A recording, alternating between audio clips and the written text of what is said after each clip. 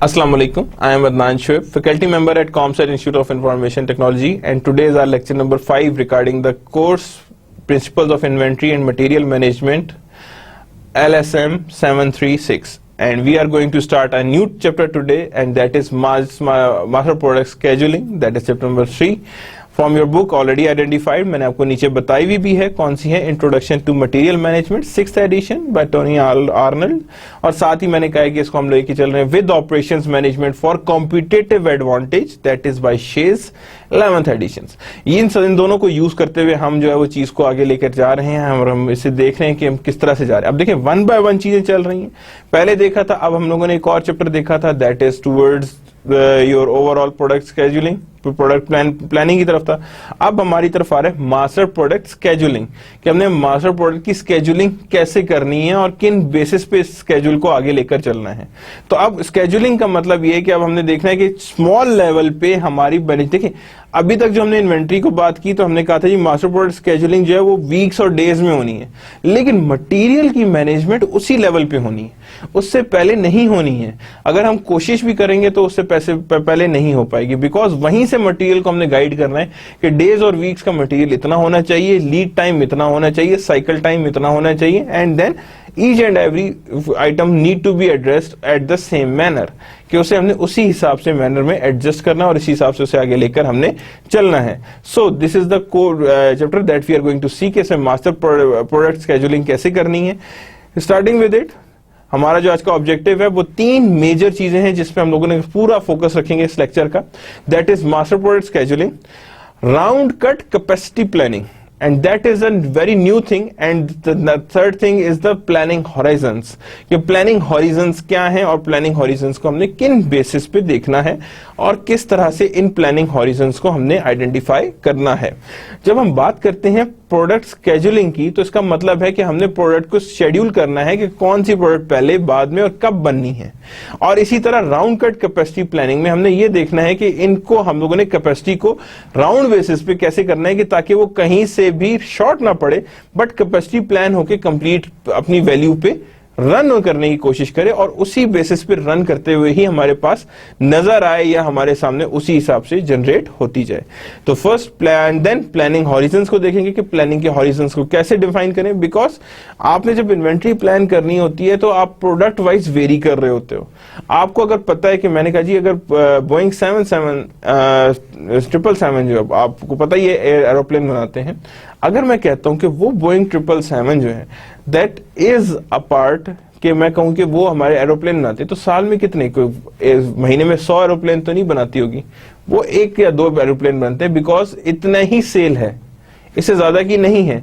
तो उसकी मटेरियल या इन्वेंट्री की मेंटेनेंस और तरह से होगी, बशर्ते कि some firm making a mobile, कोई मोबाइल बना रहा है या कोई भी हमारे पास ले आए, उसको उनकी मैन्युफैक्चरिंग और तरह से होगी। और इसी तरह अगर हम जाएं किसी ऑटोमोबाइल सेक्टर में तो वहां पे टोयोटा या इनकी चीजें और तरह से वर्क करेंगी, यानी और तरह से इनकी वैल्यूज को लेकर हम आगे चलेंगे। So these are the things that are known to be as your overall values. तो master product scheduling, round cut capacity planning and planning horizons, that we are going to see कि हमने इन्हें किस तरह से आइडेंटिफाई करना और किस लेवल पे आइडेंटिफाई करके आगे लेकर जाना है। So that is the objective and from which we are going to study. तो पहले मास्टर प्रोडक्ट स्केड्यूलिंग को, अब market product scheduling states the requirement for individual end item. अब ये क्या कह रहा है कि एक रिक्वायरमेंट, एक फिनिश गुड्स की क्या रिक्वायरमेंट है of individual item by date and quantity, कि उसको बनाने के लिए हमें कितने दिन चाहिए और कितनी क्वांटिटी चाहिए। It is limited bye a production plan and must disaggregate the production plan. अब क्या होगा, it is limited by production plan, इसे किसने लिमिट किया होगा, प्रोडक्शन प्लान ने लिमिट किया, and must disaggregate the production plan. अब उसे हम डिसएग्रीगेट किया है, उसमें से आइटम निकाला है और इसे रिस्ट्रिक्ट भी प्रोडक्शन प्लान ने किया है और प्रोडक्शन प्लान को हमने सेपरेट कर दिया। Master planning seeks to plan and control the impact of independent demand. किसका इंपैक्ट लेना है, impact of independent demand on material and capacity, कि क्या इंपैक्ट है इंडिपेंडेंट डिमांड का ऑन मटेरियल एंड कैपेसिटी के, ऑन मटेरियल एंड कैपेसिटी इसका क्या इंपैक्ट आ रहा है। So master planning seeks to plan and control the impact of independent demand, कि हम लोग कंट्रोल कर रहे हैं impact of independent demand on material and capacity, के इंडिपेंडेंट डिमांड का क्या इम्पैक्ट आ रहा है on material and capacity, and that is the basic purpose of your overall master production schedule। कि जब भी आप बता रहे हैं तो उसका मतलब ये होता है कि इंडिविजुअल आइटम की क्वांटिटी पता लगे, डेट पता लगे, और it is limited by production plan, जो डिसएग्रीगेट ऑफ प्रोडक्शन प्लान से बाहर आता है, यानी कि limited by and must disaggregate the production plan, और उसे प्रोडक्शन प्लान से सेपरेट होना है। Master planning seeks to plan, master planning seeks to plan and control the impact of independent demand, यानी कि वो क्या कर रहा होता है, प्लान एंड कंट्रोल कर रहा होता है इम्पैक्ट ऑफ इंडिपेंडेंट डिमांड, किसी पे डिपेंडेंट नहीं, कहीं से भी डिमांड आ गई है, ऑन मटेरियल एंड कैपेसिटी। यानी सपोज आप यूं समझ लें कि एक मटेरियल है, अब फॉर एग्जांपल लीवर ब्रदर्स है, वो एक कैल्शियम जो है वो फॉर एग्जाम्पल आपके टूथपेस्ट में भी यूज कर रहा है और किसी और प्रोडक्ट में भी यूज कर रहा है, तो दैट मीन्स उस स्पेसिफिक कैल्शियम कि जो आपके पास इनपुट है उस पे एक डिमांड नहीं है, इस पे दो तरह की डिमांड है। वो यहां पे कहना चाह रहा है कि इन दोनों डिमांड्स को सेपरेट करें। अब ये दोनों इंडिपेंडेंट डिमांड है, अब आपको पता होना चाहिए कि ये मटेरियल मैंने स्पेसिफिकली टूथपेस्ट के लिए लिया हुआ है या मैंने किसी और प्रोडक्ट के लिए लिया हुआ है, तो वहां पे हमने उसकी मटेरियल और कैपेसिटी को सेपरेट करना है। क्या करना है, हमने मटेरियल एंड कैपेसिटी को आपस में एक दूसरे से सेपरेट करना है और सेपरेट करके आगे लेकर जाना है, और उसी सेपरेशन में हमारे सामने नजर आएगा क्या मटेरियल प्लानिंग आ रही है और किस तरह से हमने मटेरियल को प्लान करके आइडेंटिफाई करना है। So that is the master planning that seeks to plan and control the impact of independent demand, यानी प्लान को कंट्रोल भी करना है of independent demand on material and capacity, के मटेरियल और कैपेसिटी में हमने इनको रिकॉर्ड भी आइडेंटिफाई करना है। The master production schedule is vital link between sales and production। अब मास्टर प्रोडक्ट स्केड्यूल जो होता है वो लिंक दे रहा है between sales and production. It makes possible valid order promises, it represent contract between sales and production. अब ये आपको बता रहा होता है कि सेल्स और प्रोडक्शन के बीच में एक लिंक बता रहा होता है, क्या है कि कितना हमने सेल्स करनी है और कितनी हमारी प्रोडक्शन है। It makes possible valid order promises, यानी it make possible valid order promises, यानी कि ये पॉसिबल करता है वैलिड ऑर्डर प्रोमिसेस को। It represents a contract between sales and production, यानी किसको रिप्रेजेंट करता है, it represents a contract between sales and production, कि कॉन्ट्रैक्ट को रिवील करता है कि क्या कॉन्ट्रैक्ट है बिटवीन सेल्स एंड प्रोडक्शन, कि सेल्स में कितना है एंड प्रोडक्शन में कितना है, कि how much is being produced and जितना प्रोड्यूस किया गया that need to be sold. और आपको पता होना चाहिए कि मेरा सेल्स टारगेट क्या है, और जितना सेल्स टारगेट है आपने उतना ही उनको प्रोड्यूस कराना है, जितना ही उनको प्रोड्यूस कराना है जितना आपने सेल्स किया हुआ है, यानी कि it is based on the sales and production, कि जितना सेल्स है उतना ही आपने उसे प्रोड्यूस कराना है और प्रोड्यूस करा के आगे लेकर चलना है। So that's how it works. तो that means it makes possible valid order promises, it represents a contract between sales and production, कि ये रिप्रेजेंट्स करता है सेल्स और प्रोडक्शन को बोथ केसेस में।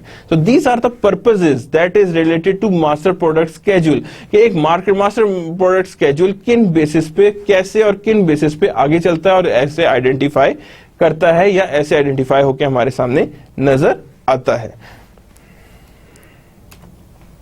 Inputs to master production schedule includes, यानी inputs to master production schedule includes the production plan, यानी क्या क्या प्रोडक्शन मास्टर प्रोडक्शन स्केड्यूल किस चीज में आता है, प्रोडक्शन प्लान इसी के अंदर आता है। फोरकास्ट, के फ्यूचर में कितनी रिक्वायरमेंट आएगी मटेरियल की, कितनी रिक्वायरमेंट आएगी मटेरियल की। ऑर्डर्स फ्रॉम कस्टमर्स, के कितने कस्टमर्स के ऑर्डर्स आए हैं। एडिशनल इंडिपेंडेंट डिमांड, की उसी चीज की रिक्वायरमेंट या उस इनपुट की इंडिपेंडेंट डिमांड कितनी आनी है, बिकॉज बहुत सारी चीजों को सेम मटेरियल रिक्वायर्ड होता है। क्या होता है उधर पे, सेम मटेरियल रिक्वायर्ड होता है, तो सेम मटेरियल के लिए जरूरी ये है कि एडिशनल इंडिपेंडेंट डिमांड होनी चाहिए।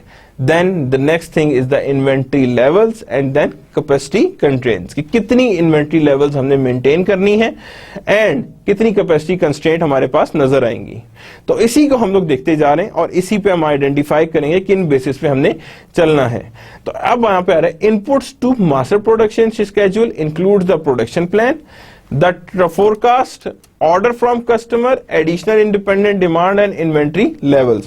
अब अगर यहां पे अगर देखें तो प्रोडक्शन प्लान हमने प्रीवियस लेक्चर में बड़ी डिटेल में देखा था, अगर याद हो आपको, हमने बड़ी डिटेल में देखा था प्रीवियस चैप्टर में कितना प्रोडक्शन प्लान हमारे पास एग्जिस्ट कर रहा है। अब अगला क्या है, द फोरकास्ट, कि फोरकास्ट करना है, हमने सिमुलेट करना है कि हमें फ्यूचर में क्या रिक्वायर्ड है, हमें फ्यूचर में किन चीजों के किन बेसिस की रिक्वायरमेंट्स है और किन बेसिस पे हमने उन्हें आगे लेकर चलना है। ऑर्डर्स फ्रॉम कस्टमर्स, किससे बेस करना है हमने, ऑर्डर्स फ्रॉम कस्टमर, के कस्टमर से कितने ऑर्डर्स आ रहे हैं और किन बेसिस पे आ रहे हैं, और अगर ऑर्डर्स कस्टमर के बढ़ रहे हैं तो उसी तरह हमें प्रोडक्शन को भी इंप्रूव करना है, प्रोडक्शन इंप्रूव करनी पड़ेगी हमें साथ साथ ही। एडिशनल इंडिपेंडेंट डिमांड, कि एडिशनल इंडिपेंडेंट डिमांड हमारे पास कितनी आ रही है, बिकॉज आपने उसको भी आइडेंटिफाई करना है कितनी डिमांड हमारे पास एग्जिस्ट करेगी। Next is the inventory model levels, कि किस इन्वेंट्री लेवल्स, कितना इन्वेंट्री लेवल्स मेंटेन होनी चाहिए, यानी इसमें हम लोगों ने डिस्कस करना है कि how the inventory levels being decided, कि हमने इन्वेंट्री लेवल्स को कैसे और किन बेसिस पे डिसाइड करना है। And the next thing is the capacity constraint, कि हमने फर्स्ट नेक्स्ट थिंग क्या करनी है, इसमें कैपेसिटी कंस्ट्रेंट्स को देखना है कि हमारे पास कितना और कैसे कैपेसिटी कंस्ट्रेंट्स एग्जिस्ट कर रहे हैं। कि कैपेसिटी मींस आपने अगर 2 लाख यूनिट बनाने हैं लेकिन आपके पास कैपेसिटी कितनी है, 1.5 लाख यूनिट की, तो दैट मींस कि यहाँ पे हमारे पास 50 का जो है कैपेसिटी कंस्ट्रेंट एग्जिस्ट कर रहा है, और कैपेसिटी कंस्ट्रेंट उसी हिसाब से उनमें वैल्यू कर रहा है कि किस तरह से हमारे पास कैपेसिटी कंस्ट्रेंट वेरी करेगा या वेरी होता हुआ हमारे सामने नजर आएगा, कि that is our capacity constraint जो हमारे पास वेरीड वैल्यूज दे रहा है। Objectives. The objectives of the master production schedule are to maintain desired level of customer service, make the best use of resources and keep inventory at desired level. अब देखें तीनों levels अलग अलग very करते हुए आ रहे हैं। Objective of master product schedule are to maintain desired level of customer service. अब यहां चीज क्या जरूरत है, production is nothing without sales, that is the normal behaviour, कि प्रोडक्शन अकेली कोई चीज नहीं है विदाउट सेल्स। तो आपको अगर कस्टमर सर्विस को पता होना चाहिए कि किस लेवल की कस्टमर सर्विस रखनी है, ताकि उसी के हिसाब से आप अपने पास रेट जारी रखें कि हमारे पास कितनी कस्टमर सेल या कितना हमारे पास डिमांड ने आना है या कितनी डिमांड ने हमारे पास होना है। Make the best use of resources, सबसे इंपॉर्टेंट है कि मास्टर प्रोडक्ट स्केड्यूलिंग इसीलिए की जाती है ताकि सबसे आसानी से हमारे पास रिसोर्सेज को मैनेज कर सकें, हम इजीली रिसोर्सेज को मैनेज कर सकें, और रिसोर्सेज इजीली मैनेज होंगी तो then it would be a much easier way. Keep inventories at desired level, keep inventories at desired level, inventories को हमने क्या रखना है, एट सर्टेन डिजायर्ड लेवल, कि हमने एक सर्टेन डिजायर्ड लेवल में एक इन्वेंट्री को हमने आइडेंटिफाई करना है कि यार ये हमने इतनी इन्वेंट्री को मेंटेन करना है। बिकॉज इन्वेंट्री को तो बहुत ज्यादा मेंटेन किया जा सकता है लेकिन उसकी उसी हिसाब से कॉस्ट बढ़ जाती है, और जब इन्वेंट्री की कॉस्ट बढ़ जाती है तो then it would be a difficult situation for कहते हैं कि ऑर्गेनाइजेशन के लिए, बिकॉज वहां पे आपकी कॉस्ट ज्यादा शो हो रही होती है, और ज्यादा शो हो रही है तो दैट मींस आपकी एफिशिएंसी नहीं रही, जो आपने अभी फर्स्ट चैप्टर में पढ़ा था कि efficiency is most important thing. तो यहां पे हम क्या करें, keep inventory at the desired level, कि हमारे पास इन्वेंट्री इतनी एग्जिस्ट करनी चाहिए, इतनी हमारे पास एग्जिस्ट करे। Preparing and MPS master product schedule, make a preliminary MPS, perform round cut capacity planning and resolve differences. पहले बनाना है preliminary MPS, starting very starting आपने प्रोडक्ट स्केड्यूल बनाया। क्या किया आपने, वेरी स्टार्टिंग में आपने क्या किया, प्रोडक्ट स्केड्यूल बनाया कि हमारे पास जी ये मेरा प्रोडक्ट स्केड्यूल है और मैंने इसी के हिसाब से आगे चलना है और इसी को सामने रखते हुए ही मैंने आगे चलना है।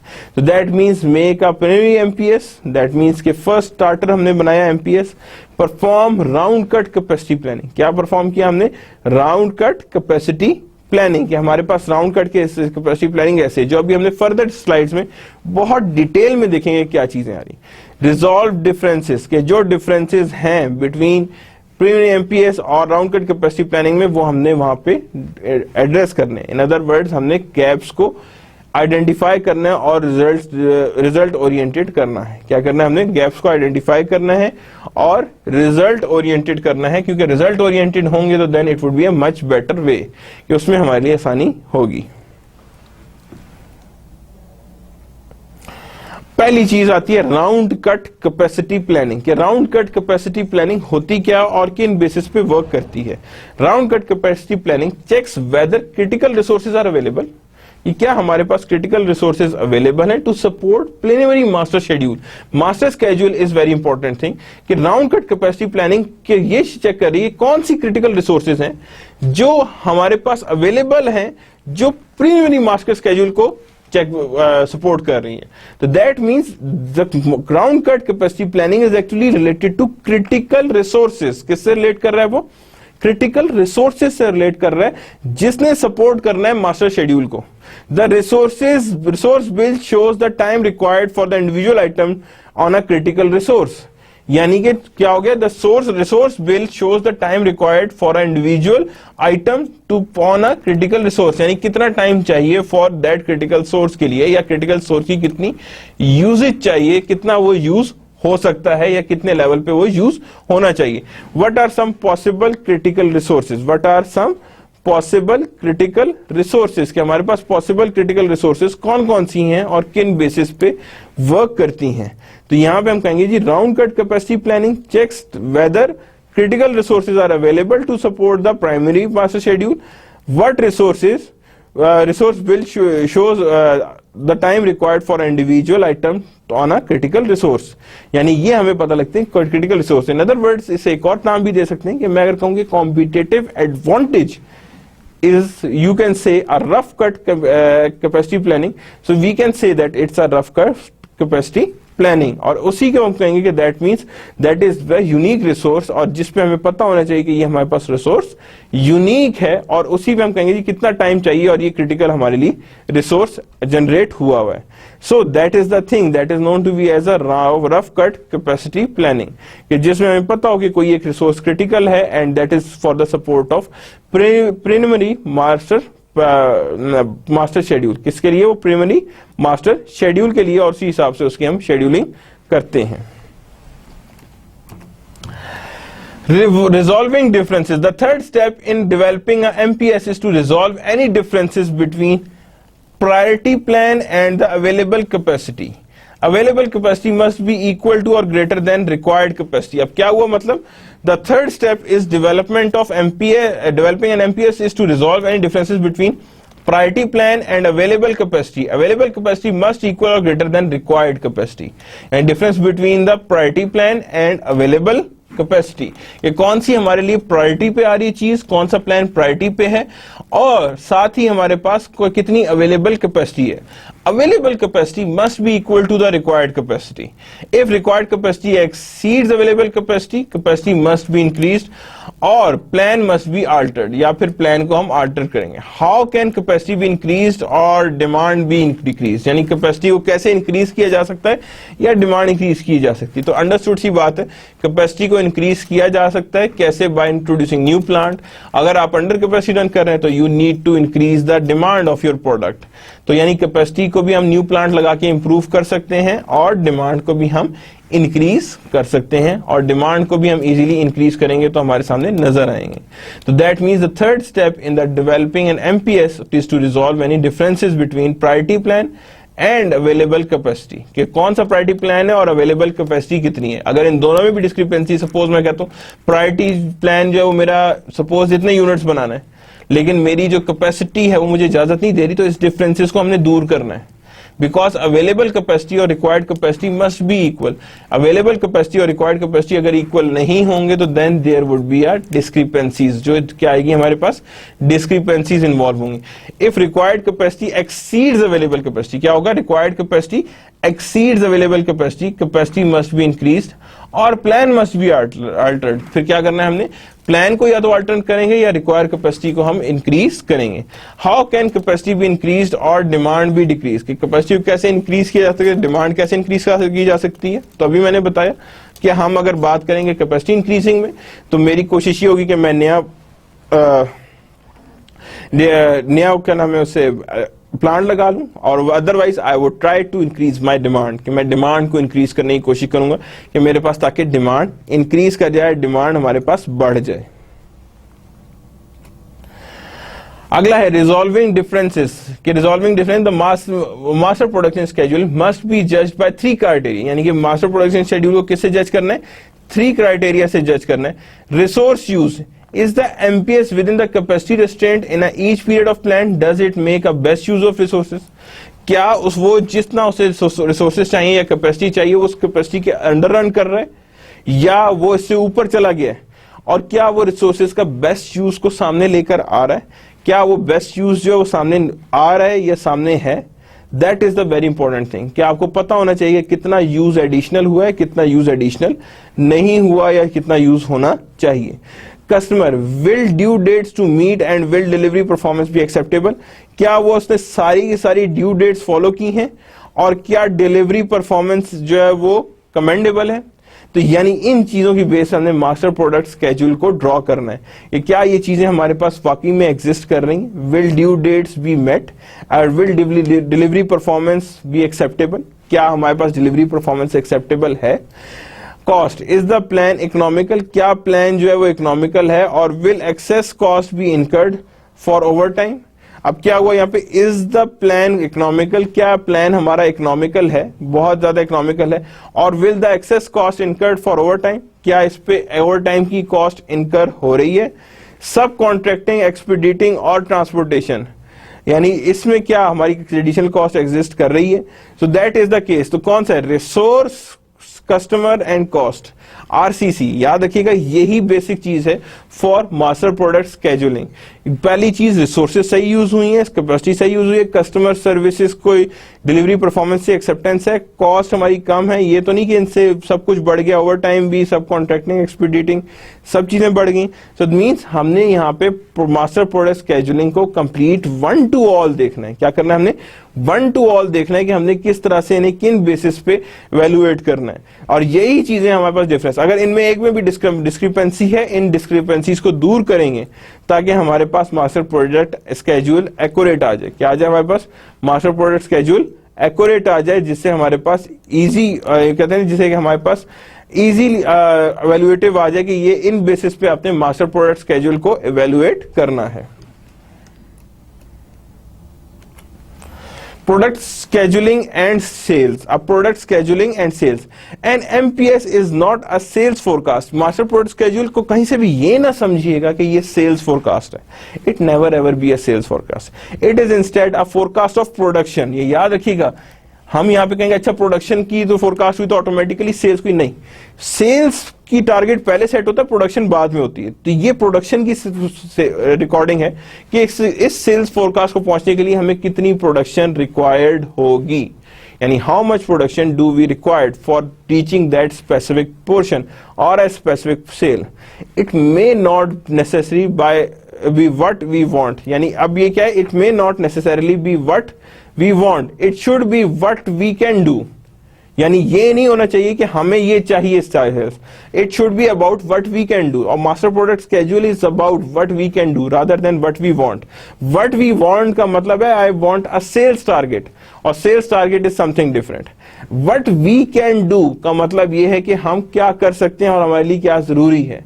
तो इसका मतलब है master product schedule is related to what we can do, कि क्या हम क्या कर सकते हैं. The MPS must be realistic and achievable. जो एमपीएस है master product schedule must be realistic होना चाहिए एंड अचीवेबल. जो अचीवेबल भी होना चाहिए. मैं नहीं कहता कि अनरियलिस्टिक हो कि हाँ जी इतनी हम प्रोडक्शन एक दिन में कर लेंगे, इतने प्रोडक्शन कर लेंगे, तो that is impossible. For example मैं कहता हूं आप लोग स्टूडेंट हैं, मैं कहता हूं जी आप लोग कहते हैं जी हमारी कैपेसिटी है कि हम एक दिन में सारे लेक्चर सुन लेंगे, तो that is being little bit unrealistic. कि आप कहेंगे यार इस तो समझ ही कुछ नहीं आई.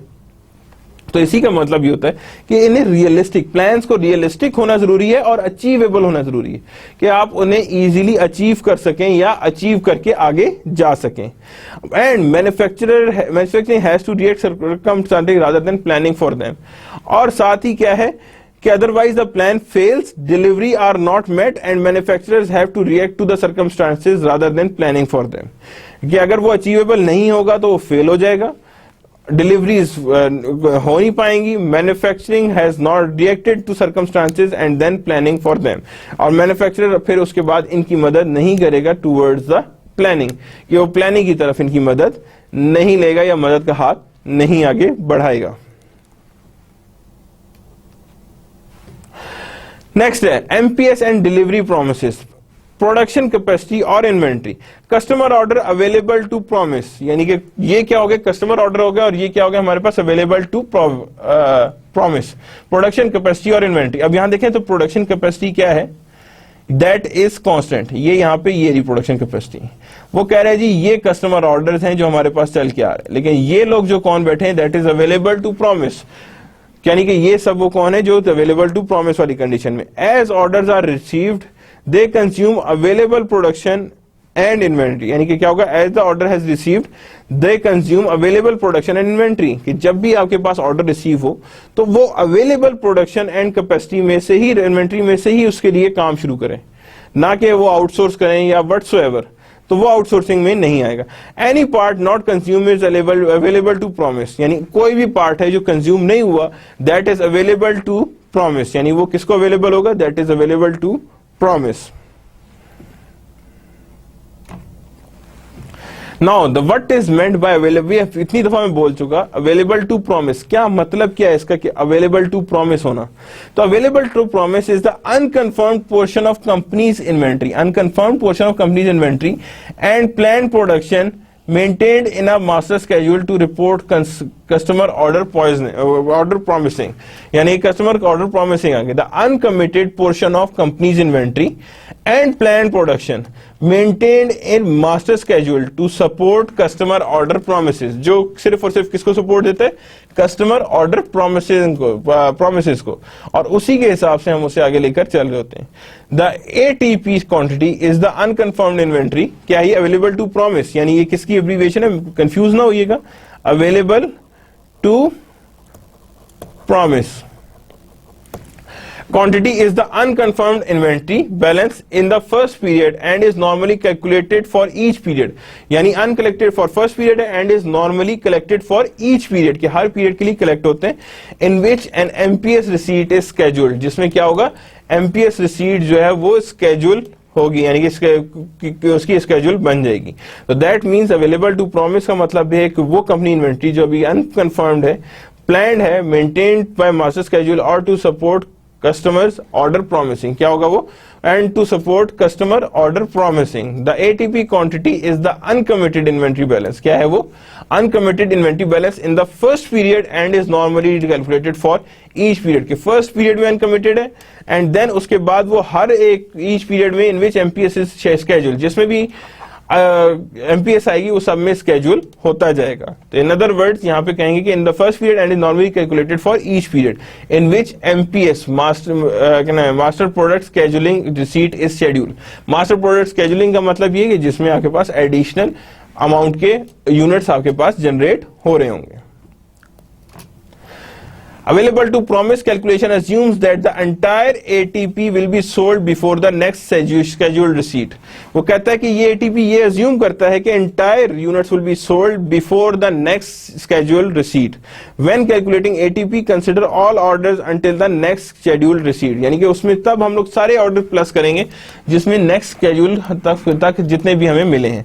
ATP for period 1 equals to on hand minus customer order due before next MPS and next MPS schedule receipt after ATP for the period 246 equals to the MPS schedule receipt minus customer order due before next MPS scheduled receipt। अब वो यहाँ पे क्या कह रहा है, ATP for a period 1 on hand minus customer order due before next MPS, यानी ये क्या होगा, ATP for period on hand minus customer order due before next MPS, के कितना ऑर्डर ड्यू है कस्टमर का before next MPS। ATP for period 246 equals to MPS scheduled receipt, क्या है, scheduled receipt minus customer order due before next MPS scheduled receipt, यानी कितने order due हैं वो उसमें से सारों में से माइनस कर देंगे before next scheduled MPS, before next schedule MPS की जितनी भी हमारे पास नेक्स्ट शेड्यूल MPS है उसे हमने इसमें से निकाल देना है, यानी that would be done out of it, कि उसमें से हमने निकाल देना। तो that is what we known to be as a available to promise, क्या कहते हैं इसे हम, that is known to be as a available to promise, यानी कि अवेलेबल फॉर प्रॉमिसिंग, ये एग्जिस्ट कर रहा है कि ये हमारे पास इतनी हमारे पास प्रॉमिसिंग एग्जिस्ट हो रही है। अवेलेबल टू प्रॉमिस, अब यहां देखिए क्या हो रहा है, ऑन हैंड 200 यूनिट्स है, कितने हमारे पास 200 यूनिट्स है, कस्टमर ऑर्डर 160 है। अब यहां पे देखें तो बैक स्लाइड पे जाऊंगा तो वहां पे गौर से देखिए क्या था, यहां पे on hand minus customer order due next period, on hand minus customer order due. अब यहां ऑन हैंड कितना है 200, ये है 200 माइनस 160, तो ये आ गया मेरे पास 40, बल्कि यहां पे आएगा 40, यहां पे नहीं आएगा। उसके बाद है जी कस्टमर ऑर्डर अगेन आ रहा है बिफोर उसके लिए। अब यहां पे तो देखो 40 आ गया, 40 को यहां पे लिख दिया। अगले में हमारे पास क्या आ गया, यहां पे आ गया, यहां पे अब देखें यहां पे क्या है, is equal to MPS scheduled received minus customer order due, यानी कि कितना आएगा, एमपीएस शेड्यूल्ड रिसीट में से हम customer order due before next MPS, यानी कितना कस्टमर ऑर्डर ड्यू है बिफोर नेक्स्ट पीरियड। तो अब यहां पे अब देखें तो यहां पे अब कितना आ रहा है, ये एमपीएस आ गया -20 -20, तो यहां पे मेरे पास आ गया 160, कितना आ रहा है मेरे पास, दैट इज 160। और अगेन ऑन हैंड मेरे पास कितना है 20 है, तो यहां पे हमारे पास आएगा दैट इज ऑन 180, कितना आ रहा है मेरे पास 180। और यहां पे भी मैं कहूंगा that is again available for promise, कितना आ रहा था, दैट इज ऑन हैंड, और से देखें on hand minus customer order due, तो ये हमारे पास आ गया था अवेलेबल फॉर प्रॉमिस, कितना आ गया था, अवेलेबल फॉर प्रॉमिस आ रहा था। So let's see, Aahista Aahista देखते हैं इसके आगे क्या चीज आ रही चीजें। पहला आया था हमारा 40 जो हमने लिख भी दिया, दूसरा हमारे पास आया 160 जो हमारा भी 160 निकला था। एमपीएस कैजुअल रिसीट हमें नहीं पता, तो लेकिन अवेलेबल फॉर प्रॉमिस निकल सकता है, तो दैट इज अगेन वहां पे हमारे पास क्या आ रहा है 150 एंड 200, कितना आ रहा है हमारे पास 150 आ रहा है एंड 200 आ रहा है। अब अगेन देखिएगा कैसे हुआ है, ऑन हैंड कितना था 200 माइनस कितना था ऑर्डर हमारे पास कस्टमर ऑर्डर 160, यहां पे क्या किया 200 माइनस ये दोनों ऑर्डर अगले उससे पहले ना एमपीएस से, तो 220 माइनस 20 यहां पे आ गया 160। अब यहां पे आए हैं तो यहां के हमें बीच में हमें ऑन हैंड नहीं दिया हुआ, तो हम डायरेक्ट इस पे आएंगे, किस पे आएंगे, हम इस पे आएंगे डायरेक्ट इस पे। अब यहां पे हमारे पास इतने ऑर्डर्स थे, तो हमने कहा अच्छा जी यहां पे क्या आ गया, अब हमारे पास एमपीएस आ रहा है, क्या आ रहा है हमारे पास एमपीएस आ रहा है। अब एमपीएस के लिए हमने किया क्या कि 200 और अगले एमपीएस तक जितने भी एक्टिविटीज आई हैं वो यहां पे हमने माइनस की, तो हमारे पास आ गया दैट इज 150, और यहां पे 200 एज इट इज 200 रह गया। So these are the formulas, और इन्हीं फार्मूलाज की बेस पे ही हम उसे देख रहे होते हैं कि किन बेसिस पे हमने उसे आगे लेकर आना है या आगे लेकर जाना है। तो यानी ये चीजें हैं जिसको हमने आइडेंटिफाई कर रहे हैं कि हमने कैसे और किन बेसिस पे एक्चुअल में इसे देखना है। सो दैट्स हाउ 200 यूनिट्स और available to promise being calculated. अब देखो यहाँ पे हर एक में क्या हुआ है, अवेलेबल फॉर प्रॉमिस आपके पास आ गई है कि यार इतनी हमारे पास अवेलेबल फॉर प्रॉमिस है, जिसके लिए हमें अनकमिटेड इन्वेंट्री है। क्या है ये, अनकमिटेड इन्वेंट्री है कि ये हमारे पास अनकमिटेड ही चलेगा और अनकमिटेड इन्वेंट्री ही रहेगी या अनकमिटेड इन्वेंट्री ही हमारे सामने आएगी। Now the next thing is the planning horizon. क्या है ये हमारे पास प्लानिंग हॉरिजन।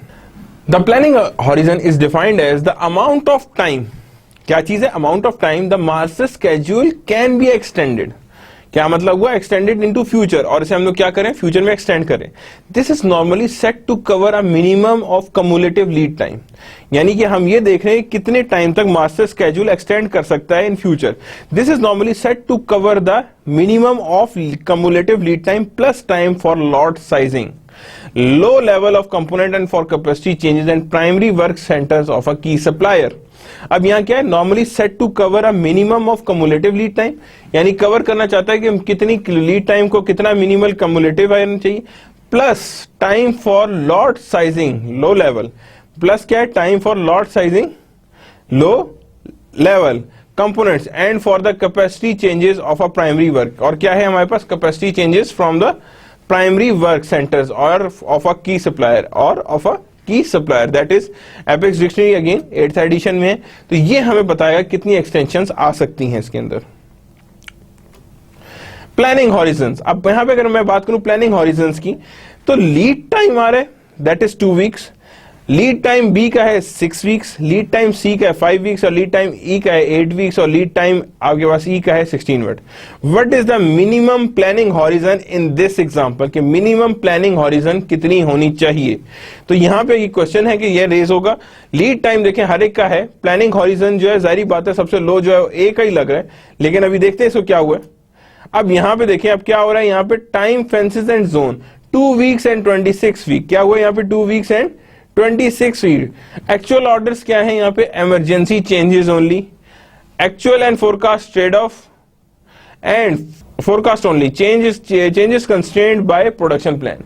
ये क्या हो रहा है यहाँ पे, changes constrained by production plan. अब यहाँ क्या due date, demand time fence and planning time fence, यानी कि डिमांड टाइम फेंस भी है, प्लानिंग टाइम फेंस भी है, और today is the due date. क्या है वो अब आज की, दैट इज ड्यू डेट, कि हमारी ड्यू डेट कितनी और कैसे एग्जिस्ट कर रही है। तो ये हमारे पास है फ्लोरेंस स्लशी एंड लिक्विड। तो एक्चुअल ऑर्डर क्या है, actual and forecast only. Now we are moving towards the MPS master production scheduling. किसकी तरफ जा रहे हैं हम, मास्टर प्रोडक्शन स्केड्यूलिंग, कि वो कैसे की जाती है, किन बेस पे की जाती है और किस लिए की जाती है। Objectives of MPS: determine the quantity and timing of completion of end item over the short range planning horizon। अब क्या मतलब हुआ, determine the quantity and timing of completion of ends item, यानी कि completion और quantity and timing of completion of end items over short range planning horizon. किस पे है, over short range planning horizons. Schedule end items, यानी finish goods को हमने schedule करना बहुत जरूरी है। पार्टी end shift end items to be completed promptly and when promise to customer. Avoid overloading or underloading the production facility, यानी avoid overloading or underloading the production facility so that production capacity is efficiently utilized and low production cost result, and so that production capacity is efficiently utilized। क्यों हो रहा है avoid overloading या अंडरलोडिंग, इसलिए क्योंकि ताकि हम प्रोडक्शन कैपेसिटी कंप्लीटली यूटिलाइज करें एफिशिएंटली और लो प्रोडक्शन कॉस्ट को एंजॉय करें। किसको एंजॉय करें, लो प्रोडक्शन कॉस्ट को एंजॉय करें। कि लो प्रोडक्शन कॉस्ट मैंने कैसे और किन बेसिस पे आइडेंटिफाई करनी है, कि कैसे मुझे पता लगेगा कि लो प्रोडक्शन कॉस्ट है और कॉस्ट लो प्रोडक्शन पे ही रखनी होती है। Because that is the point, यहां पे कहेंगे कि that is the master product scheduling values के हमने जो देखनी है और उसी के हिसाब से हमने देखनी है कि हमारे पास क्या वैल्यूज आ रही हैं। So determine the quantity and timing of completion of end item, timing और क्वांटिटी होगी। Schedule end items to be completed promptly and avoid overloading or underloading। तो these are the major objectives of the MPS, कि ये हमारे पास MPS के major objective हैं। The rules of scheduling, अगली चीज क्या आ रही है, that is the rule of scheduling। The rule of scheduling क्या है जी, no changes, 5% changes, plus minus 10% changes and 6 minus 20% changes।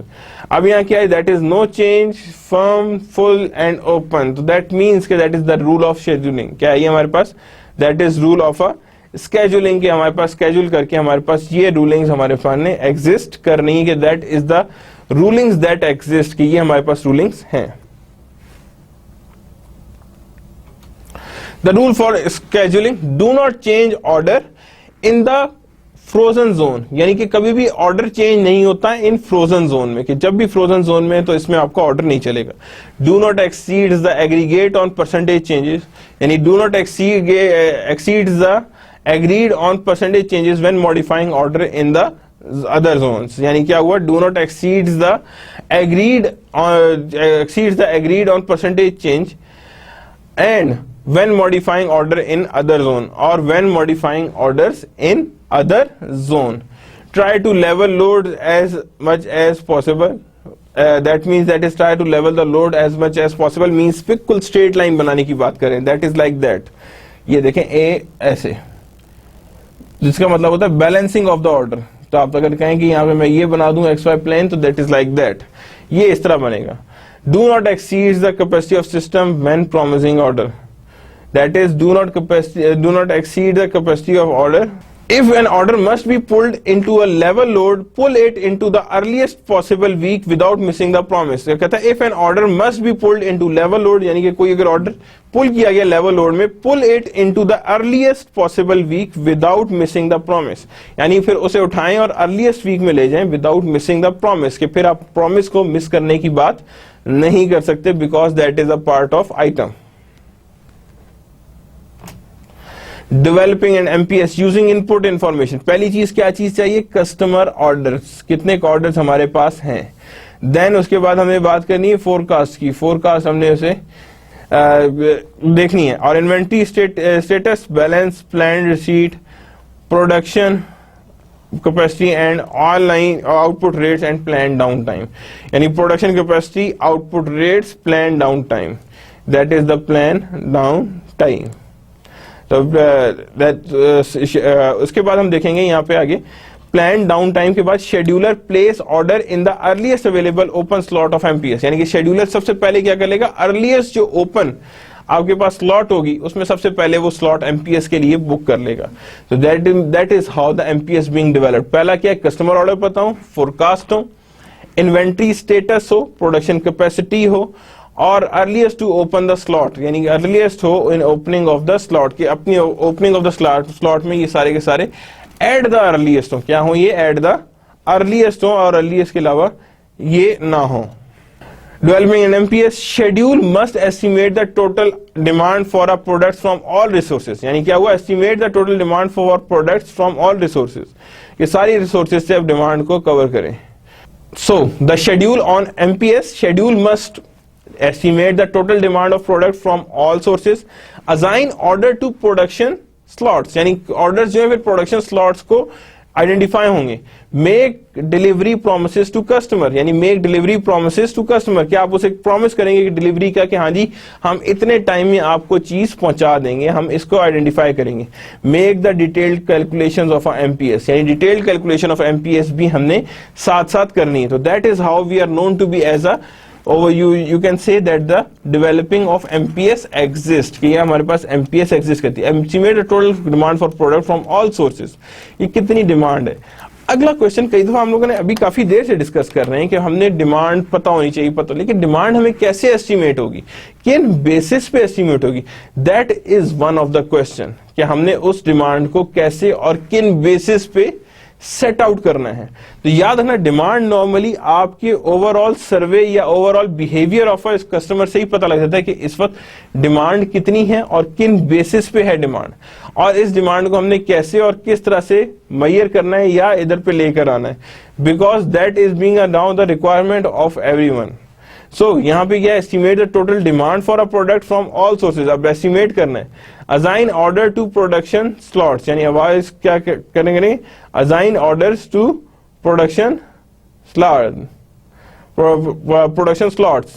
Make delivery promise to customers, customer से delivery promise भी करते जाएं. Make the details calculation for MPS, के detailed calculations भी करते जाएं साथ साथ एमपीएस के. एग्जाम्पल्स देखते हैं, कुछ एग्जाम्पल्स हैं, देखें. Master product scheduling.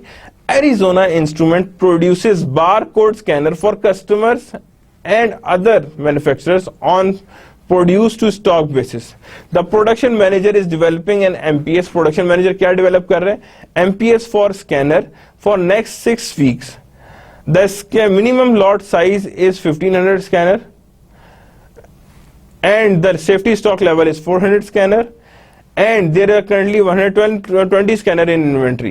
These estimates of demand for scanner and 6 months are shown on the investment or shown on the next slide.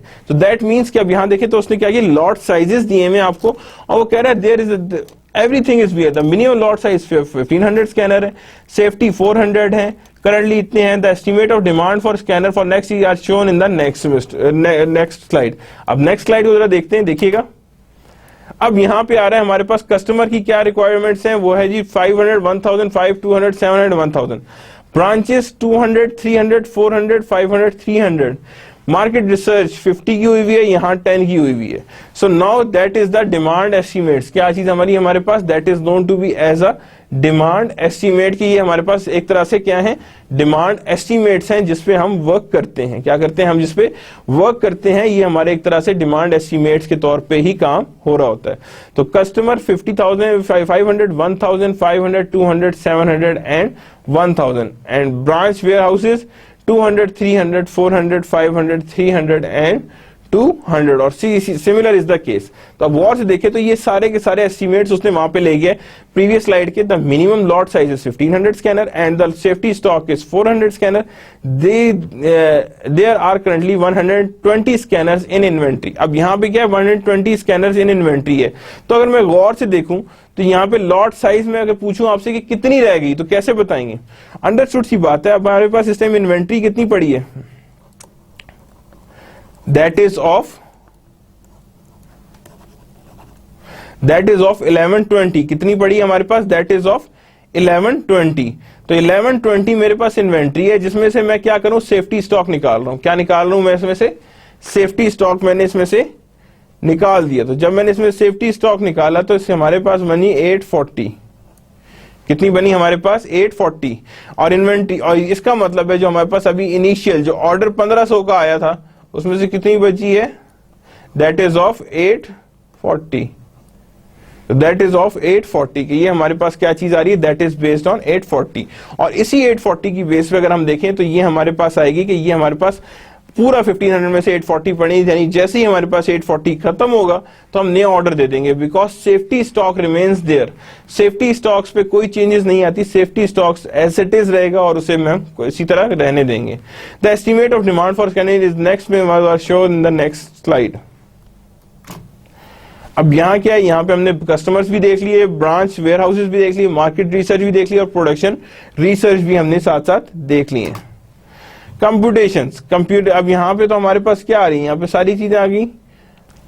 अब यहाँ देखें कस्टमर्स 500, 1000, 500, 200, 700, 1000, ब्रांच वेयर हाउसेज 200, 300, 400, 500 और यहाँ पे मार्केट रिसर्च है। टोटल डिमांड अब कैसे निकली हुई है गौर से देखिएगा, तो दैट इज 500, 200, 700, यहाँ पे 1350, 900, 2000, यानी हमारे पास है बिगनिंग इन्वेंट्री कितनी थी यहाँ पे 1120। कितनी थी हमारे पास बिगनिंग इन्वेंट्री, 1120 थी। तो यहाँ पे टोटल डिमांड 710 थी। तो मैंने यहाँ 710 इसमें से निकाले तो मेरे पास कितने बचे एंडिंग इन्वेंट्री, 410। कितनी बची मेरे पास एंडिंग इन्वेंट्री, 410। मैं as it is ending inventory उसकी बिगनिंग बनाई, रिक्वायर्ड प्रोडक्शन 1500 की आई और मैंने कहा जी इसमें अब मेरे पास जो आ रहा है दैट इज 400, 1500। तो यहाँ पे मैं कहूंगा जी दैट इज ऑफ 560। कितना बचेगा मेरे पास, 560 आ रहा है हमारे पास, कि हमारे पास इतने डिफरेंस आ रहा है और यही हमारे पास बचेगा कि हमारे पास इतनी ही वैल्यू का अरेंजमेंट्स हो रहे हैं कि ये हमारे पास वैल्यूज आ रही हैं। ये देखिए यहाँ पे तो सिंपल है, हमने क्या किया, इन दोनों को माइनस किया, यहाँ 0 था और 0 को हमने एज इट इज रहने दिया, इन दोनों को हमने माइनस किया तो हमारे पास आंसर आया 940 और यहाँ क्या गया 1500। तो 1500 में से 940 निकाल दिए गए, यानी 1500 में से 940 आपने निकाल दिए तो उसके बाद आपके पास बचे 460, यानी इन अदर वर्ड्स यहाँ पे वैल्यू क्या आ रही है 1350 आई है। और यहाँ पे हमने माइनस किया 4110 को, क्या किया हमने 4110 को हमने इसमें से माइनस कर दिया क्योंकि ये हमारी थी अब रनी है हमने। तो यहाँ मेरे पास बचा जी 940 मेरे पास ये बचा और ये हमारी एंडिंग इन्वेंट्री। और मैंने कहा जी बिगनिंग इन्वेंट्री हमने 1500 में से 940 निकाले तो कितनी है, that is of 560, that is of 550। Same goes with the 900, same goes with the 560, same goes with the 1500, same goes with the 1160, 700, 1160 and 0 and 460। इसी तरह 110, that is of the fifth week 460. So that is how the computation is being done for the master product scheduling. कि master product scheduling इस तरह से करनी है और इसी की बेसिस पे आइडेंटिफाई करना है। MPS फर्दर कोल्ड स्कैनर में आ रहे हैं, अब स्कैनर प्रोडक्शन भी आ रही है। यहाँ पे हमें 1500 मिल गया, 1500 यहाँ भी 1500, यहाँ भी 1500। तो प्रोडक्शन तो इसी हिसाब से हो रही है और प्रोडक्शन हमारे पास ऐसे ही नजर आ रही है कि that how this production will be done, और इस प्रोडक्शन को हमने कैसे और किन बेसिस पे आइडेंटिफाई करके आगे लेकर जाना है। राउंड कट कैपेसिटी प्लानिंग, अब क्या चीज आ रही है हमारे पास, round cut capacity. And order are slotted in MPS, the effect on the production work center are checked, यानी कि प्रोडक्शन वर्क सेंटर ने इनके ओवरऑल इफेक्ट्स या प्रोडक्शन वर्क सेंटर ने इनको देखना है कि इनकी परफॉर्मेंस क्या है। The orders are slotted in the MPS, किसमें ऑर्डर्स आर स्लॉटेड है, the orders are slotted in MPS, the effect on production work center are checked. Rough cut capacity planning identifies underloading or overloading of capacity. अब यहां क्या rough cut capacity क्या बताएगी, underload है चल रहा है या ओवरलोड ऑफ कैपेसिटी है, क्या वो अपनी कैपेसिटी के बराबर चल रहा है या कैपेसिटी से ज्यादा चल रहा है। तो rough cut capacity planning identifies underloading or overloading capacity, क्या है कि वो अंडरलोडिंग होगी या ओवरलोडिंग ऑफ कैपेसिटी की तरफ जाएगी। यहां रफ कट कैपेसिटी प्लानिंग की एग्जांपल देखिएगा, text print company makes a line of computer printer on product to stock basis, यानी क्या करता है text print company makes a line of computer, different product printers बना रहा है computer printers on a computer to stock basis on other computer manufacturers. Each printer requires 24 labor hours. The plant uses backlog order to allow level capacity aggregate plan. This plan provides weekly capacity of 5000 labor per hour. कितनी बताती है वो, 5000 labors per hour. Text print rough draft of MPS for its printer is shown in the next slide. Does enough capacity exist to execute MPS? If not, what changes do you recommend? तो वो कह रहे हैं इसके लिए हमारे पास complete MPS पड़ा हुआ है हमारे पास, जिसे हम प्रीलिमिनरी कहते हैं। वो कह रहे हैं क्या इतनी रिसोर्सेज एग्जिस्ट कर रही हैं जो इस एमपीएस को कंप्लीटली हर सूरत अपने साथ रखे या अपने पास रखे और आइडेंटिफाई करे कि हाँ जी इतनी हमारे पास रिक्वायरमेंट्स हैं और इस रिक्वायरमेंट्स को हमने इन बेसिस पे ही आइडेंटिफाई करते रहना है और करके ही आगे चलते हैं। तो यहाँ पे हमने देखना है कि टेक्स्ट प्रिंट्स क्या है। तो लेट्स सी नेक्स्ट स्लाइड में क्या है हमारे पास, देखें अब यहाँ पे क्या हो रहा है, again round cut capacity 100 production है, 200 है, 200 250 10 30 टोटल 130 का आ रहा है। लोड कितना है 24 का, कैपेसिटी कितनी है दिस मच की है, और इसका मतलब है हमारे पास कितना 280 का हमारे पास क्या है अंडर लोड चल रहा है, यानी अभी हमने इतने की प्रोडक्शन करनी है। तो रफ कट कैपेसिटी का पर्पज यही है कि हमने ये देखना है।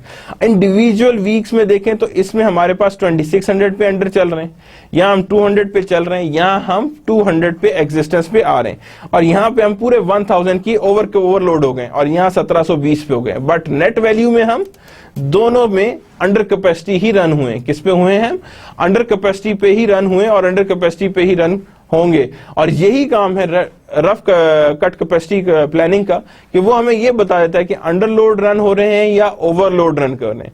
अगर वो अंडरलोड रन हो रहे हैं तो that is a very good thing, लेकिन अंडरलोड हो रहा है तो that means that is a very good thing. देखें एक चीज याद रखें, जब ओवरलोड या अंडरलोड होता है तो that means it has an impact on your capacity या मशीन पे भी इम्पैक्ट होता है। जैसे अगर मैं फॉर एग्जाम्पल एक छोटी सी एग्जाम्पल लेता हूं, मैं कहता हूं आपके पास एक लेथ मशीन लगाते हैं जो डिफरेंट मेटल पार्ट्स बनाती है। आपने लेथ तो लगा दी, अब उसकी मशीन की कैपेसिटी क्या है कि जिस तरह की मर्जी चाहें तो वो आपके पास प्रोडक्ट बना देगी। आपने कहा इट इज फाइन, हम लोग ये कर लेते हैं, लेकिन इसके साथ ही एक और क्वेश्चन रेज होता है, if it is being done, अगर ये है तो क्या इनकी कोई कैपेसिटी होगी। उसने कहा जी मैं 200 पार्ट से ज्यादा एक दिन में नहीं बना सकती लेथ मशीन। आपने कहा 200 पार्ट के बजाय मैं 400 पार्ट्स यूज करेंगे, तो सिर्फ इसमें आपकी मटेरियल नहीं रिक्वायर्ड, आपकी मशीनरी भी एक्सर्ट करेगी, और अगर मशीनरी एक्सर्ट करेगी तो ओवरऑल वैल्यूज वेरी करेंगी, ओवरऑल आपकी कॉस्ट वेरी करेगी। बिकॉज जब आप मशीन को ओवर कैपेसिटी पे रन कराते हैं तो वो अपने आप को, या you can say like that कि वो अपनी कैपेसिटी से ऊपर रन होती है तो नॉर्मली वो एक्सर्ट करेगी और कॉस्ट ज्यादा रिचार्ज करेगी और मे बी एफिशिएंसी भी लो हो जाए। सो दैट मीन्स टू से कि जब भी आप ओवर कैपेसिटी पे जाते हैं तो ये चीजें एग्जिस्ट कर जाती हैं कि जिसमें ओवर कैपेसिटी और अंडर कैपेसिटी दोनों चीजें सामने एग्जिस्ट करना शुरू हो जाती हैं कि ये चीजें हैं और इन्हीं चीजों की बेसिस पे हमारी ओवर कैपेसिटी हो गई है और रन हो रही है। अब जैसे देखें प्रीवियस स्लाइड में उसने कंप्लीट बताया हुआ कि text print rough draft of MPS and it's printer is shown in the next slide, कि अब शो हो रहा है ये इन the next slide. Does enough capacity exist, क्या एनफ कैपेसिटी एग्जिस्ट कर रही है टू एग्जीक्यूट एमपीएस, क्या इतनी कैपेसिटी है कि वो एग्जीक्यूट कर सके एमपीएस, कहां पे वो अंडरलोड हो रहा है, कहां पे वो ओवरलोड हो रहा है, that need to be addressed. यानी इसको एड्रेस करना जरूरी है कि हमें पता हो कि हमारी कहां पे ओवरलोडिंग आ रही है और कहां पे अंडरलोडिंग एग्जिस्ट कर रही है, और कैसे वो अंडरलोडिंग एग्जिस्ट कर रही है that we are going to see कि हमारे पास कैसे और किस तरह से ये चीजें आइडेंटिफाई हो रही हैं। अब यहां पे देखें तो यहां पे क्या है, रफ कट कैपेसिटी प्लानिंग है, और इसने हर एक चीज को लोड और कैपेसिटी किया था। इससे पहले अगर आप देखें तो वहां पे हमारे पास, अगर इससे पिछली वाली एग्जांपल पे जाऊं तो यहां पे हमारे पास सिंपली एक वैल्यूज चलती आ रही थी कि हमने कहा था जी इन वैल्यूज के ऊपर हम चलते जाएंगे। हमने कहा था जी देखें सब कुछ चलता गया, यहां तक चीज समझ आ रही है। हमने कहा जी टोटल डिमांड 1350 की है, बिगनिंग इन्वेंटरी 410 की है। आपने कहा जी रिक्वायर्ड प्रोडक्शन कितनी है, 1500 की है। कितने की है, 1500। तो दोनों मिलाए हमने कहा जी 1500 और 410, तो 1910 हमारे पास आ रही है। हमने कहा जी ठीक है 1910 से और 1350 हमारे पास क्या चीज आ रही है, दैट इज टोटल डिमांड। तो अगर हमारे पास टोटल डिमांड इतनी आ रही है तो इसका मतलब है हमारे पास बाकी 900 जो है वो हमारी इसमें से कवर होगी। तो that we are adding these two, तो दैट इज हमारे पास कितना आ गया, that is sorry we are adding these two, तो हमारे पास आ गया that is required production in ending inventory. तो हमारे पास 910 में से हमने 1350 निकाला तो हमारे पास आया 560। सेम गोस के 560 उठ के यहां से उठ के यहां चला गया। कहां चला गया, यहां से उठ के यहां गया। 900 अगेन हमारे पास डिमांड है। हमने कहा जी 1500 प्लस 560 तो 2160 में से हमने 900 माइनस किए तो हमारे पास आ गया दैट इज 1160। इसी बाद आगे हमारे पास आ गया दैट इज 700 हमारे पास आ रहा है, दैट इज आर हमारे production, sorry 1160 is our record production, और ये हमारी डिमांड है। 1160 यहां आ गया, यहां पे प्रोडक्शन नहीं हुई और हमने इसी में कवर किया तो कितना आया, 460 आया। 460 आया उठ के यहां आया, इन दोनों को हमने प्लस किया 1960 आया। 10 को इसमें से माइनस किया, हमारे पास क्या बचा, 950 की एंडिंग इन्वेंटरी। 950 उठ के यहां आ गई, इन दोनों को हमने ऐड किया और इसमें से 1200 माइनस किया तो हमारे पास आया 1250। यानी ये हमारे पास वैल्यू है जो एग्जिस्ट कर रही है या जो एग्जिस्ट करनी चाहिए। तो that how these master product scheduling being developed, कि हमें पता हो कि हमारे पास कब कब कैसे वैल्यूज आ रही हैं। और जब यहां हमें बताया भी गया था कि 1500 सेफ्टी स्टॉक है, the lot minimum lot size है 1500, जब हमें पता होगा, जैसी देखें यहां पे लॉट कब आई है, जब हमें पता लग गया 410 है। अब खाली 410 इसे पूरा नहीं कर सकता 1350 को, तो डायरेक्ट 1500 आ गया, यहां 560 आ गया। अब 560 अकेला पूरा नहीं कर सकता तो हमने कहा जी यहां पे हमें रिक्वायर्ड प्रोडक्शन है, क्या है हमारे पास, रिक्वायर्ड प्रोडक्शन 1500 फिर चाहिए, हमारे पास 1160। अब 1160 इस डिमांड को आराम से पूरा कर सकता है तो हम आगे प्रोडक्शन नहीं करेंगे, तो हम उसी 1160 में से पूरा किया और यहां पे हमने कोई प्रोडक्शन नहीं की। और 460, अब 460 इस रिक्वायरमेंट को पूरा नहीं कर सकती, तो हमने इसीलिए यहां पे एडिशनल प्रोडक्शन करना शुरू की दोबारा, और फिर 960 हमारे पास आए। अब 960 इस 1200 को पूरा नहीं कर सकती तो 960 यहीं पे रहा, 1500 की हमने एडिशनल प्रोडक्शन की और हमारे पास एंडिंग इन्वेंट्री कितनी आई, 1250। कितनी आई हमारे पास एंडिंग इन्वेंट्री, दैट इज 1250 के हमारे पास 1250 के हिसाब से एंडिंग इन्वेंट्री आ गई। और यही हमारे पास स्कैनर था जिसमें हमने कहा जी स्कैनर की प्रोडक्शन कितनी हुई है, तो हम कहेंगे जी स्कैनर की प्रोडक्शन जो है हमारे पास 1500 इतनी हुई है। तो 6 वीक की टोटल प्रोडक्शन कितनी हुई है, 1500 इंटू 6, तो हम कहेंगे यहाँ पे हुई जी ये हमारे पास हो गई that is almost 3000 that is 6000 हमारे पास टोटल प्रोडक्शन हुई है स्कैनर की ड्यूरिंग 6 वीक्स। यानी ड्यूरिंग 6 वीक्स हमारे पास इतनी स्कैनर की प्रोडक्शन नजर आ रही है या इतनी हमारे पास स्कैनर की प्रोडक्शन हो रही हैं या हो चुकी हैं। और इसी की बेस पे हमने rough cut technology, rough cut capacity planning की थी। Rough cut capacity planning identifies overloading or अंडरलोडिंग की कैपेसिटी की थी। हमने कहा वीकली कैपेसिटी आवर्स भी हैं, तो हमने कहा जी कि लोड क्या था हमारे पास 2480। अब कैसे डिसाइड हो रहा था, वो कहता है जी each printer requires 24 labour hours. कितना रिक्वायर्ड कर रहा है each printer, 24 labour hours required कर रहा है ईच प्रिंटर। तो हमने कहा ठीक है, अब ईच प्रिंटर जब रिक्वायर करे 24 आवर्स, तो इसका मतलब है कि हमारे पास हर दफा हमने देखना है कितनी हमारे पास प्रोडक्शन हुई है। तो प्रोडक्शन हमारे पास किस हिसाब से हो रही थी, 100 200। अब यहां पे देखें तो प्रोडक्शन कैसे चल रहा है, हमारे पास प्रोडक्शन बताई हुई है। अब यहां पे प्रोडक्शन आई है 100 की, यहां आई है 200।